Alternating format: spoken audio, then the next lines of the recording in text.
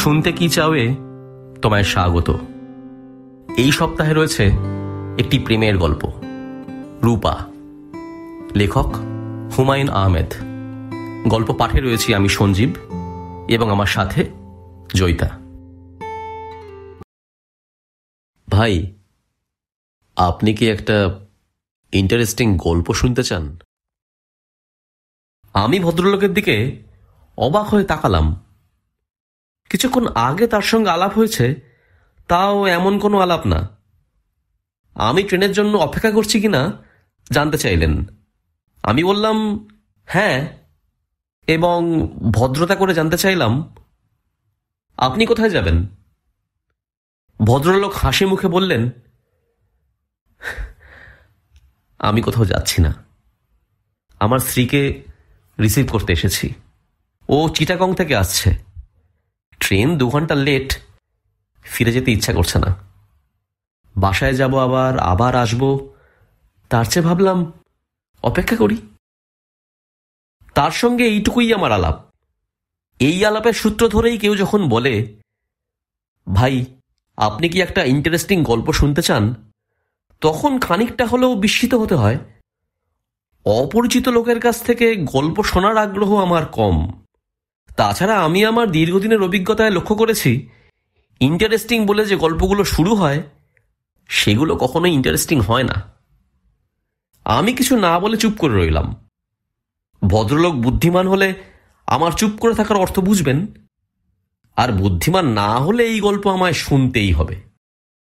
দেখা গেল ভদ্রলোক মোটেই বুদ্ধিমান নন। পকেট থেকে পানের কৌটো বের করে পান সাজাতে সাজাতে গল্প শুরু করলেন। আপনি নিশ্চয়ই খুব বিরক্ত হয়ে আমার কথা শুনছেন। নিতান্তই অপরিচিত একজন মানুষ হড়বড় করে গল্প বলা শুরু করেছে, বিরক্ত হবারই কথা। কিন্তু সমস্যাটা কি জানেন? আজ আমার জন্য একটা বিশেষ দিন। এই বিশেষ দিনে আমার মজার গল্পটা কাউকে না কাউকে বলতে ইচ্ছা করে। যদি অনুমতি দেন তাহলে গল্পটা বলি।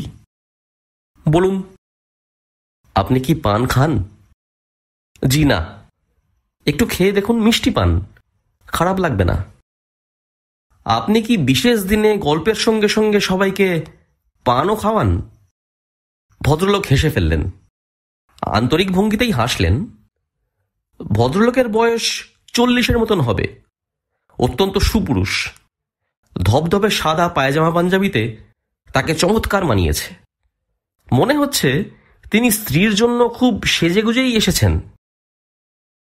প্রায় 20 বছর আগের কথা। আমি তখন ঢাকা বিশ্ববিদ্যালয়ে অনার্স করছি, পদার্থবিদ্যায়। এখানে অন্ধকার বলে আপনি সম্ভবত আমাকে পরিষ্কার দেখতে পাচ্ছেন না। আলো থাকলে বুঝতেন আমি বেশ সুপুরুষ।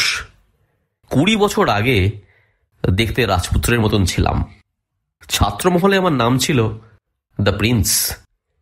কিন্তু আপনি ব্যাপারটা লক্ষ্য করেছেন কিনা জানি না, পুরুষদের রূপের প্রতি মেয়েরা কখনো আকৃষ্ট হয় না। পুরুষদের সবকিছুই তাদের চোখে পড়ে, কিন্তু রূপ খুব একটা চোখে পড়ে না। বিশ্ববিদ্যালয় জীবনে কোনো মেয়ে ভাব করার জন্য কিংবা কথা বলার জন্য এগিয়ে আসেনি। আমিও তাদের দিকে এগিয়ে যাইনি। আর একটা সমস্যা ছিল, আমার তোতলামি আছে, কথা আটকে যায়। আমি ভদ্রলোককে থামিয়ে দিয়ে বললাম, কই, আমি তো কোনো তোতলামি দেখছি না, আপনি তো চমৎকার কথা বলছেন। পরে আমার তোতলামি ঠিক হয়ে যায়। আগে প্রচণ্ড রকম ছিল। অনেক চিকিৎসা করেছি, মার্বেল মুখে নিয়ে কথা বলা থেকে শুরু করে হোমিওপ্যাথি ওষুধ, পীর সাহেবের তাবিজ, কিছুই বাদ দিইনি। যাই হোক, গল্পে ফিরে যাই। আমার সাবসিডিয়ারি ছিল ম্যাথ এবং কেমিস্ট্রি। কেমিস্ট্রি সাবসিডিয়ারিতে প্রথম দিন ক্লাসে ঢুকেই একটি মেয়ের উপর আমার চোখ পড়ে। আমার প্রায় দম বন্ধ হয়ে যাওয়ার মতন অবস্থা হলো। কি মিষ্টি চেহারা, দীর্ঘ পল্লব, ছায়াময় চোখ। সেই চোখ সবসময় হাসছে। ভাইজান, আপনি কি কখনো প্রেমে পড়েছেন? জি না। প্রেমে না পড়লে আমার সেই সময়কার মানসিকতা আপনাকে বুঝাতে পারবো না। আমি প্রথম দিন মেয়েটিকে দেখেই পুরোপুরি অসুস্থ হয়ে পড়লাম। সারা রাত ঘুম হলো না। প্রচণ্ড পানির পিপাসায় একটু পরপর গলা শুকিয়ে যায়। পানি খাই আর মহসিন হলের বারান্দায় হাঁটাহাঁটি করি। সপ্তাহে আমাদের 2টা মাত্র সাবসিডিয়ারি ক্লাস। রাগে দুঃখে আমার কাঁদতে ইচ্ছা করে। প্রতিদিন একটা করে কেমিস্ট্রি সাবসিডিয়ারি ক্লাস থাকলে কি ক্ষতি হতো? সপ্তাহে 2টা ক্লাস মানে 50 মিনিট করে 100 মিনিট। এই 100 মিনিট চোখের পলকে শেষ হয়ে যায়। তাছাড়া মেয়েটা খুব ক্লাস ফাঁকি দেয়। এমনও হয়েছে যে সে পরপর 2 সপ্তাহ কোনো ক্লাস করলই না। তখন আমার ইচ্ছা করতো লাফ দিয়ে মহসিন হলের ছাদ থেকে নিচে পড়ে সমস্ত জ্বালা যন্ত্রণার অবসান ঘটাই। সে যে কি ভয়াবহ কষ্ট আপনি বুঝবেন না, কারণ আপনি কখনো প্রেমে পড়েননি। মেয়েটার নাম তো বললেন না, তার নাম কি? তার নাম রূপা। সেই সময় আমি অবশ্য তার নাম জানতাম না। নাম কেন, কিছুই জানতাম না। কোন ডিপার্টমেন্টের ছাত্রী তাও জানতাম না। শুধু জানতাম তার সাবসিডিয়ারিতে কেমিস্ট্রি আছে এবং সে কালো রঙের একটা মরিস মাইনর গাড়িতে করে আসে। গাড়ির নাম্বার ভ8781। আপনি তার সম্বন্ধে কোনো রকম খোঁজ নেননি? না, খোঁজ নিইনি। কারণ আমার সবসময় ভয় হতো খোঁজ নিতে গেলেই হয়তো জানতে পারবো মেয়েটি হয়তো বিবাহিত বা কারোর সাথে এনগেজড। একদিনের একটা ঘটনা বললেই আপনি আমার মনের অবস্থা বুঝতে পারবেন। একদিন মেয়েটাকে দেখলাম একটা ছেলের সাথে কথা বলছে। আমার সমস্ত শরীর কাঁপতে লাগলো। মনে হলো আমি অজ্ঞান হয়ে পড়ে যাব। সব ক্লাস বাদ দিয়ে হলে চলে এলাম এবং কিছুক্ষণের মধ্যেই শরীর কাঁপিয়ে আমার জ্বর এসে গেল। আশ্চর্য তো বটেই। পুরো 2 বছর এইভাবেই কাটলো। পড়াশোনা মাথায় উঠল। তারপর একদিন অসীম সাহসের কাজটা করে ফেললাম। মরিস মাইনর গাড়ির ড্রাইভার থেকে বাড়ির ঠিকানা জেনে নিলাম। তারপর মেয়েটিকে একটি সম্বোধনহীন চিঠি লিখেছিলাম। কি লিখেছিলাম আমার মনে নেই। চিঠির বিষয়বস্তু হচ্ছে, আমি তাকে বিয়ে করতে চাই, তাকে রাজি হতেই হবে। রাজি না হলে আমি তাদের বাড়ির সামনে না খেয়ে পড়ে থাকব, যাকে পত্রিকার ভাষায় বলে আমরণ অনশন। গল্পটা কি আপনার কাছে ইন্টারেস্টিং মনে হচ্ছে? হ্যাঁ, হচ্ছে। তারপর কি হলো বলুন? চিঠি ডাকে পাঠিয়ে দিলেন? না, নিজেই হাতে করে নিয়ে গেলাম। ওদের বাড়ির দারোয়ানের হাতে দিয়ে বললাম, এ বাড়ির একজন আপা আছেন না, ইউনিভার্সিটিতে পড়েন, তার হাতে দিয়ে এসো। দারোয়ান লক্ষ্মী ছেলের মতন চিঠি নিয়ে চলে গেল এবং কিছুক্ষণের মধ্যেই ফিরে এসে বলল, আপা বলেছেন তিনি আপনারে চিনেন না। তিনি ঠিকই বলেছেন, তবে আমি তাকে চিনি, এটাই যথেষ্ট। এই বলে আমি গেটের বাইরে খুঁটি গেড়ে দাঁড়িয়ে গেলাম। বুঝতেই পারছেন, নিতান্তই পাগলের কাণ্ড। সেই সময় মাথা আসলেই বেঠিক ছিল, লজিক নষ্ট হয়ে গিয়েছিল। যাই হোক, সকাল 9টা থেকে বিকেল 4টে পর্যন্ত কোনো রকম ঘটনা ছাড়াই গেটের সামনে দাঁড়িয়ে রইলাম। লক্ষ্য করলাম দোতলার জানলা থেকে মাঝে মাঝে কিছু কৌতূহলী চোখ আমাকে দেখছে। বিকেল 4টেয় এক ভদ্রলোক বাড়ি থেকে বের হয়ে কঠিন গলায় বললেন, যথেষ্ট পাগলামি করা হয়েছে, এখন বাড়ি যাও। আমি তার চেয়েও কঠিন গলায় বললাম, যাব না। পুলিশে খবর দিচ্ছি, পুলিশ এসে তোমাকে নিয়ে যাবে। কোনো অসুবিধা নেই, খবর দিন। ইউ রাস্কেল, মাথলামি করার জায়গা পাও না? গালাগালি করছেন কেন? আমি তো আপনাকে গালি দিচ্ছি না। ভদ্রলোক রাগে জ্বলতে জ্বলতে বাড়ির ভেতর চলে গেলেন। তারপর পরই শুরু হলো বৃষ্টি, ঢালাও বর্ষণ। আমি ভিজছি নির্বিকার ভঙ্গিতে, সঙ্গে সঙ্গে বুঝছি যে জ্বর এসে যাচ্ছে। সারাদিন রোদে পোড়ার পর এই ঠান্ডা বৃষ্টি সহ্য হবে না। তখন একটা বেপরোয়া ভাব চলে এসেছে, যা হবার হবে। ক্ষুধায় ক্লান্তিতে শরীর অবসন্ন। মাঝে মাঝেই মনে হচ্ছে এই বুঝি মাথা ঘুরে পড়ে গেলাম। ইতিমধ্যে আমি আশেপাশের কৌতূহলী মানুষদের দৃষ্টি আকর্ষণ করতে সমর্থ হয়েছি। বেশ কয়েকজন আমাকে জিজ্ঞেস করছেন, কি হয়েছে, এখানে দাঁড়িয়ে দাঁড়িয়ে ভিজছেন কেন? আমি সবাইকে বলেছি, আমাকে নিয়ে মাথা ঘামাবেন না, আমি একজন পাগল মানুষ। মেয়েটির বাড়ি থেকেও এই ঘটনা কাউকে না কাউকে জানানো হয়েছে। 3টি গাড়ি তাদের বাড়ির ভেতর এলো।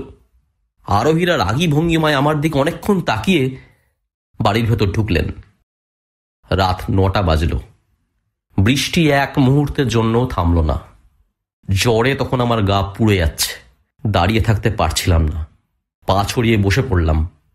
দারোয়ান এসে আমাকে ফিসফিস করে বলল, সাহেব, পুলিশ আনতে চাইতেছে। বড় আফা রাজি না। বড় আফা আপনার অবস্থা দেখা খুব কাঁদতেছে। টাইট হইয়া বসে থাকেন। আমি বসে রইলাম। রাত 11টা বাজল। ওদের বাড়ির বারান্দায় বাতি জ্বলে উঠল। বসার ঘরের দরজা খুলে মেয়েটি বের হয়ে এলো। মেয়েটির পিছনে পিছনে বাড়ির সব কজন মানুষ। ওরা কেউ বারান্দা থেকে নামল না।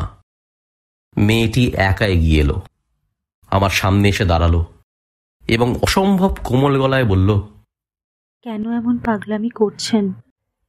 আমি হতভম্ব হয়ে তাকিয়ে রইলাম, কারণ এই মেয়ে সেই মেয়ে নয়, অন্য একটি মেয়ে। একে আমি কোনোদিন দেখিনি। মরিস মাইনর গাড়ির ড্রাইভার আমাকে ভুল ঠিকানা দিয়েছে, হয়তো ইচ্ছা করেই দিয়েছে। মেয়েটি নরম গলায় বলল, আসুন, ভেতরে আসুন, টেবিলে খাবার দেওয়া হয়েছে, আসুন। আমি উঠে দাঁড়ালাম। বলতে চেষ্টা করলাম, কিছু মনে করবেন না, আমার ভুল হয়ে গেছে। আপনি সেই মেয়ে নন, আপনি অন্য একজন। মেয়েটির মমতায় ডুবানো চোখের দিকে তাকিয়ে এই কথা বলা সম্ভব হলো না। এত মমতা নিয়ে কোনো নারী আমার দিকে তাকায়নি। জ্বরের ঘোরে আমি ঠিকমতো পা ফেলতে পারছিলাম না। মেয়েটি বলল, আপনার বোধহয় শরীর খারাপ। বাসার সবাই বারান্দায় দাঁড়িয়ে আমার দিকে কঠিন দৃষ্টিতে তাকিয়ে আছে। তাদের সবার কঠিন দৃষ্টি উপেক্ষা করে মেয়েটি হাত বাড়িয়ে দিল। যে গভীর ভালোবাসায় হাত বাড়ালো, ভালোবাসা উপেক্ষা করার ক্ষমতা ঈশ্বর মানুষকে দেননি। আজ এত বছর তার হাত ধরেই আছি। মাঝে মাঝে এক ধরনের অস্থিরতা বোধ করি। ভ্রান্তির এই গল্প আমার স্ত্রীকে বলতে ইচ্ছা করে, বলতে পারি না। আপনার মতন অপরিচিত একজন কাউকে খুঁজে বের করি, কারণ আমি জানি এই গল্প কোনো দিন আমার স্ত্রীর কানে পৌঁছবে না। আচ্ছা ভাই, উঠি, আমার ট্রেন এসে গেল। ভদ্রলোক উঠে দাঁড়ালেন। দূরে ট্রেনের আলো দেখা যাচ্ছে। রেল লাইনে ঘর ঘর শব্দ করছে। ট্রেন এসে গেল। গল্প কেমন লাগলো জানাতে ভুলো না। ভালো লাগলে লাইক করো, প্রিয় মানুষের সাথে শেয়ার করো। চ্যানেলটা সাবস্ক্রাইব না করা থাকলে সাবস্ক্রাইব করে দিও। জলদি ফিরে আসবো আবার নতুন গল্প নিয়ে। ভালো থেকো।